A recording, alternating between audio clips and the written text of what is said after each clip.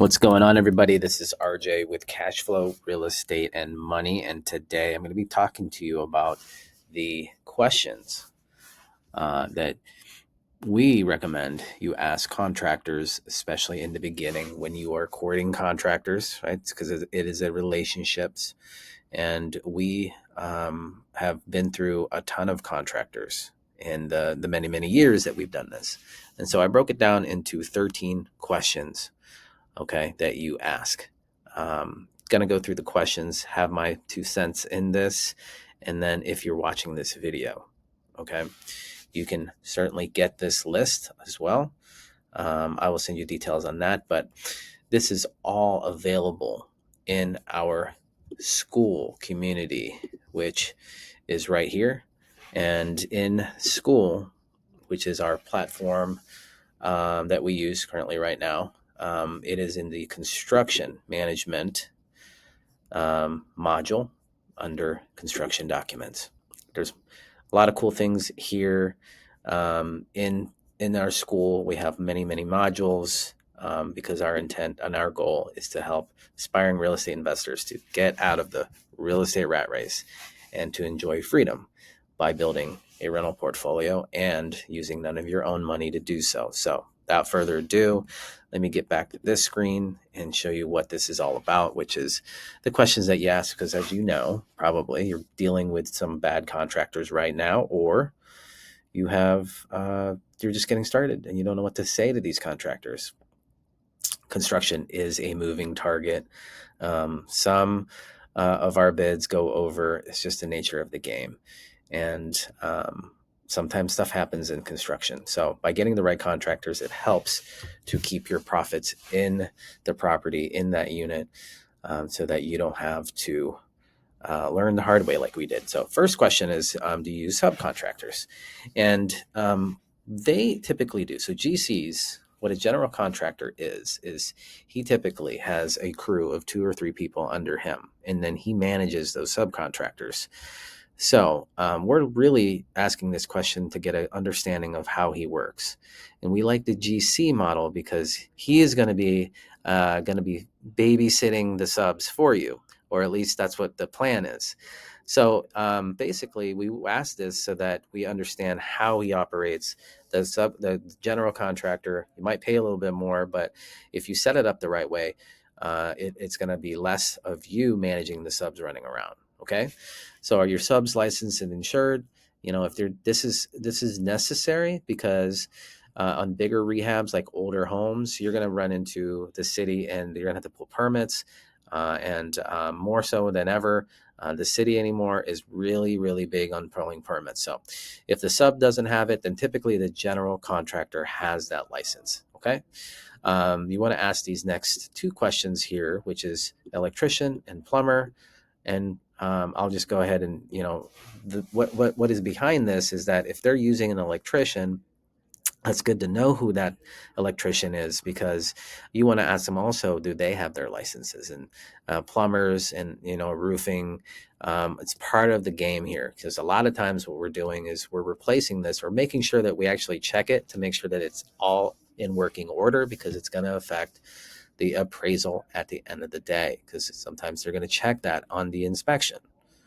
So it's good to know who their electrician is, because then you can also see if who they're using, you can check and see if they have good reviews. So the plumber, electrician, and then who is your HVAC go-to? And that's just saying who's your HVAC contractor, right? These are all good to know so that in the event where you need to actually call the electrician, plumber, and roofer and HVAC guy, you know who to call. And, part of this is to get their contact information. Okay. So that in the event GC is not there, you can call the electrician, you can call the plumber if you have to. Okay. Does your business belong to the Better Business Bureau or local chamber of commerce? Well, it's good to work with people that have a little bit of skin in the game, because this is all a reputation game at the end of the day, relationship capital. And so if they do have a Better Business Bureau or they're part of a chamber of commerce, that'd be good, but it doesn't, it only helps if they are. Okay. And then you want to see their reviews. Do they have certificates, licenses regarding the skill? So this is a good question to ask, because maybe a general contractor has a lot of skills that you may want on different projects. Like, for example, maybe the general contractor is an amazing carpenter. And if you are looking to build something that would require that skill on like a deck or framing out a wall, something like that, it's good to know that he has those skills, right? This is an important question. Have they ever declared bankruptcy? Because that will give you an indicator if they're good at managing money, or if they've had some liens that might be a red flag. Now, construction guys, they're typically running into some sort of financial issue. So it's not a game change, like not a deal breaker to work with anybody that hasn't had declared bankruptcy. But if they did, then what are they doing to kind of clean up their credit? This is super important. How often are you communicating with your clients during a job? Now, you want somebody kind of in between the over communicator to, someone that doesn't communicate. You want to be also in charge of this. You want to be the one that's communicating, either at the beginning of the week. Hey, where you at? What's the progress like?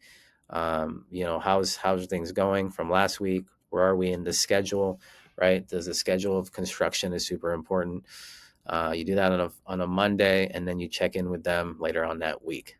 You or somebody on your team needs to be checking in with your general contractor. So communicating with them is super important. On a scale of 1 to 10, how clean do you keep your job site? Pretty self-explanatory. Do you have a problem with signing a lien waiver? This is super important. Construction is a high risk area of this business. You can overpay on a contractor. You can pay a deposit that's too much. And then they just run off without, not doing their work, or you basically pay them and then they try to sue you. So signing a lien waiver is super important. We go over that in our launch program, how to manage contractors. Make sure that they're okay with signing a lien waiver. Can you provide me? Last question is super important as well. Where are the 3 properties that you've recently rehabbed or done work for? Because this is kind of like checking their references. You want to make sure you check references on anyone you do, because they're going to get the good, bad, and the ugly. You want to make sure that there's more good than the ugly. But these are the 13 questions that we ask. Probably going to have more in here, but these are just the minimum that we ask. And this is part of our vetting out of contractors. And if you thought this was helpful, in the comments, let me know. If you thought it was helpful, or if you didn't think it was helpful, what more can we kind of content that we can create to help you in your construction endeavors? We're still learning on our end as well, and always maneuvering around stuff that is kind of relevant to what's happening now.